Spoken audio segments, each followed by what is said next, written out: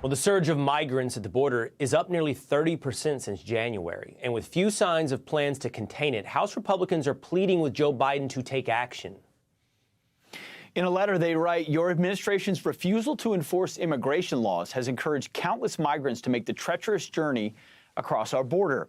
We urge you to recognize that an immigration crisis is underway and reinstate a national emergency concerning our southern border. Former U.S. Border Patrol Chief and retired acting ICE Director Ron Vitiello joins us now. Ron, thanks for being here with us.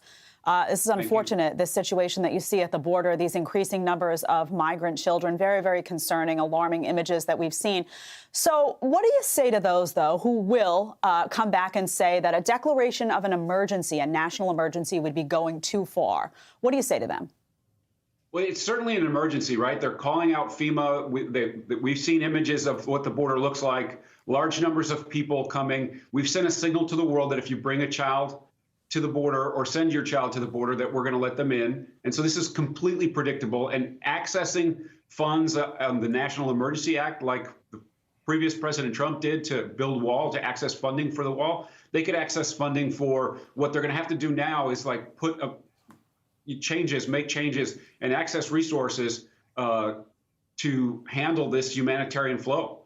We don't have a choice here, right? These people are going to come because we told them that we're going to go soft on immigration enforcement in the interior. We're going to go soft at the border. And so they're going to come in large numbers, and they've been coming thousands per day.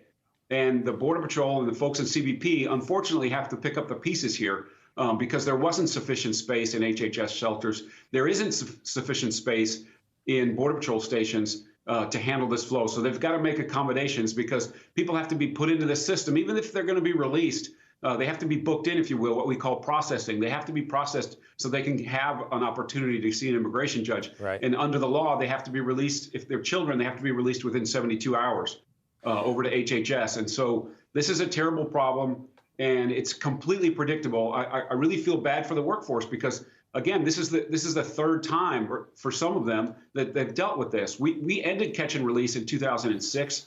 We ended it again in 2014. The courts reversed it.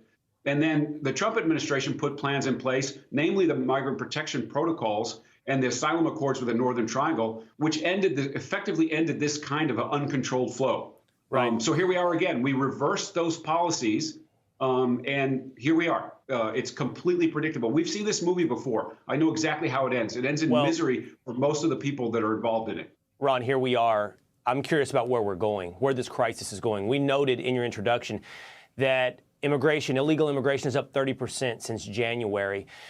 I would imagine it takes a migrant quite some time to make their way to the United States southern border. So I'm curious where this started and where this is going. We heard about campaign rhetoric serving as an incentive for illegal immigrants. When do you think many of the migrants that are now at the border started their launch, their migration to the north? And that tells me something about where this wave could be going in the future. What do you expect the numbers to do in the coming months? Well, I think there's nothing that's going to stop this from getting worse. There have existed these loopholes in the immigration framework that if you claim asylum at the border or you bring a child or you send a child, then there's very little that the government can do. In my experience, at all of the times that we ended catch and release previously, the fix was having people detained until they could see the judge. And if you put that system in place, you'll get fewer people trying to rush the border. And so this is going to get a lot worse. It's bad now because people were waiting in Mexico for these policies to be reversed. I mean, I saw reports in the summer where people were hoping for a Biden presidency because they were going to be able to get in and Biden was going to fix the border. Because the immigration framework allows for this to happen. Congress needs to act. They need to change these laws to protect us all. But on the policy side, we had tools up until January 21st, and those tools have been taken away. And so this is what the results are going to be. Ron, real quick, the state of Texas is launching what they're calling Operation Lone Star to crack down on human and drug smuggling at the border. What can states do to enforce immigration laws, which is ultimately feels a lot like a federal issue? Well, they can help. CBP will be happy to have their help, and there are laws on the books in Texas against alien smuggling and criminal damage due to smuggling, and so they have some authorities to help.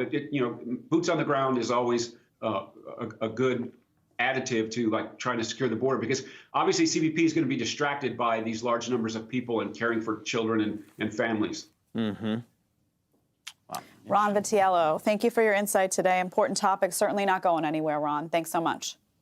Thanks for having me.